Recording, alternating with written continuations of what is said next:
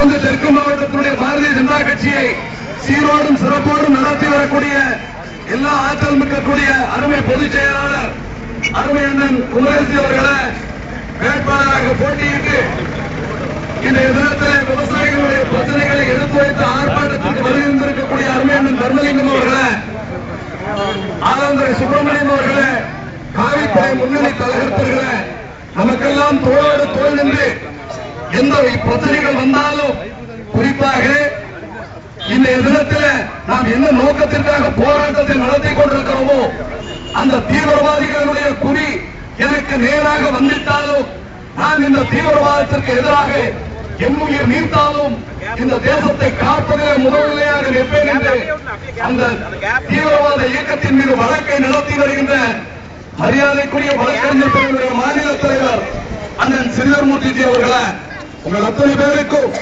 நான் சார்ந்திருக்கக்கூடிய சிறுபான்மை அணியினுடைய சார்பில் நன்றிகள் இந்த வணக்கத்தை உரித்தாக்கிக் கொள்வேன்.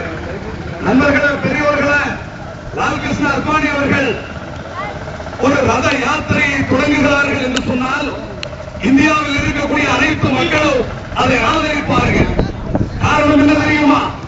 அவர் ரத யாத்திரையை தொடங்குகின்ற பொழுது ஒவ்வொரு முறையும் இந்த பாரத தேசத்தினுடைய மக்களுக்காக, அடித்தட்டில் இருக்கக்கூடிய ஏழை விவசாயிகளுக்காக, உழைத்து வாழுகின்ற உழைக்கின்ற வர்க்கத்திற்காக குரல் கொடுக்கின்ற ஒரு உத்தம தொண்டனாக தன்னை அர்ப்பணித்துக் கொண்டுதான் ஒவ்வொரு ரத யாத்திரையும் நடத்தியிருக்கிறார். அப்படி பார்க்கின்ற பொழுது இப்பொழுது நடத்தி இருக்கக்கூடிய இந்த ரத யாத்திரையை பொறுத்த வரையில் தொடங்குகின்ற பொழுது வெகு தெளிவாக சொன்னார். இந்த பிரதம மந்திரியினுடைய நாற்காலியின் மீது ஆசை கொண்டு அல்லது ஏதோ ஒரு பதவி ஆசைக்காக இந்த நாட்டு மக்களிடத்தில் வரவில்லை. மாறாக இந்த நாட்டு மக்களினுடைய வரிப்பணம் அல்லது அவர்கள் உழைப்பின் மூலமாக பெறப்பட்ட பணம் இந்த அரசியல்வாதிகளால் கொள்ளையடிக்கப்பட்டு அந்நிய நாட்டில் முதலீடு செய்யப்பட்டிருக்கிறது. அது யாருடைய பணம்?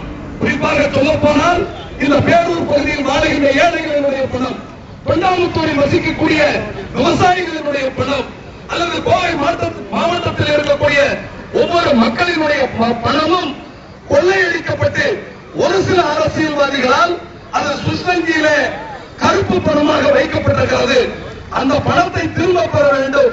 அந்த பணம் திரும்ப பெற்று இந்த நாட்டு மக்களுக்கு திட்டங்களாக தீட்டப்பட்டு அல்லது போடப்படுகின்ற வரிகள் எல்லாம் விலக்கு அளிக்கப்பட்டு எம் மக்கள் சுபிட்சமாக வாழ்வதற்கு இந்த பாரதிய ஜனதா கட்சியினுடைய தாமரை கொடியினுடைய ஆட்சி அமைந்தால் அதை செய்தே தீர்வோம் என்கிற ஒரு நல்ல எண்ணத்திற்காக நான் பிரதமர் பதவிக்கு போட்டி வேட்பாளராக அல்ல என்று தெளிவுபடுத்தி அந்த பிரச்சார ரத யாத்திரையை தொடங்கினார். என் நண்பர்களே, இதில் என்ன தவறு இருக்கிறது? பல்வேறு அரசியல் கட்சியை சார்ந்த நண்பர்களை நான் நண்போடு கூட கேட்டுக் கொள்வேன். இதைவிட ஒரு தெளிவான தலைவர், இதைவிட ஒரு தெளிவான விளக்கத்தை கொடுத்து ஒரு அரசியல் இயக்கம் இந்த பாரத தேசத்தில் நீங்கள் எந்த இயக்கத்தையும் கண்டுபிடிக்க முடியாது. நேற்றைய தினத்தில் முடித்திருக்கக்கூடிய ராகுல் காந்தி என்று வந்திருக்கக்கூடிய ஒரு தலைவன், நான் கேட்கிறேன், பேசாத பிரதமர், திறமையில்லாத பிரதமர், செயல்பட முடியாத பிரதமர் மன்மோகன் சிங் அவர்கள் குறிப்பிடுகிறார். ராகுல் காந்தி அவர்கள் பிரதமர் அமைச்சருக்கு தகுதியானவர், அவர் போட்டியிட்டால் நான் அதை ஏற்றுக்கொள்வேன் என்று சொல்லுகிற மன்மோகன் சிங் அவர்கள் ஒன்றை புரிந்து கொள்ள வேண்டும். நேருவினுடைய காலம், ராகுல் காந்தியினுடைய தாத்தா நேரு பிரதமராக இருந்த பொழுது எங்கள் தலைவர் மகாத்மா வாஜ்பாய் ஆனாலும் லால்கிருஷ்ண அத்வானி அவர்களும் பாராளுமன்றத்தில் உறுப்பினராக இருந்து அரசியல் பயின்றவர்கள், அரசியல் பயிற்றுவித்து கொடுத்தவர்கள். அவர்கள் வாழுகிற இந்த நாட்டில் அவர்கள் சொல்லுகின்ற கருத்துக்கு மாறாக சின்ன பையன் ராகுல் காந்தி கருத்து வெளியிடுவதை மன்மோகன் சிங் ஆதரிப்பார் என்று சொன்னால் நாங்கள் மெத்த பணிவன்போடு கேட்கிறோம்.